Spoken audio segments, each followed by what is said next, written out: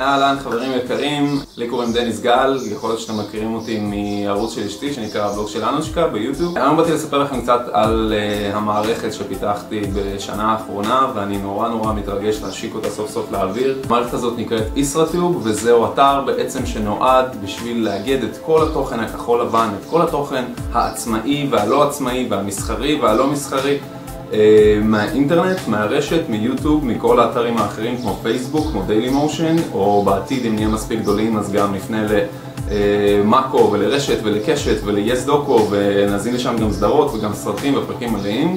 כמובן המערכת תעבוד באופן חוקי לחלוטין, שתתחשב בכל הזכויות היוצרים, כי המטרה של המערכת היא לקדם את היוצרים הישראלים ולתת לצופים ישראלים את הכלים בשביל למצוא את אותם יוצרים. אם אתם בעלי סרטונים, אם אתם בעלי ערוצים ביוטיוב, אתם מוזמנים למצוא את התכנים שלכם בישראטיוב אם הם כבר קיימים, להירשם בתור יוצרים ואתם תקבלו שליטה מלאה על כל הסרטונים שלכם. אתם תחליטו אם סרטון מסוים נשאר או נמחק מהמערכת, ואתם מחליטים על כל הפרטים שרשומים עליכם בתוך כל סרטון שלכם. תוסיפו את הלינקים החברתיים, תוסיפו את האתרים שלכם, את החנויות שלכם, מה שבא לכם. כמובן שיש עוד הרבה עבודה של התאמה שנשארה לנו ואופטימיזציה שנשארה לנו, וכמובן השיווק, הפה לאוזן, שאנשים יתחילו לשמוע על האתר ויתחילו להיכנס עליו ולהירשם.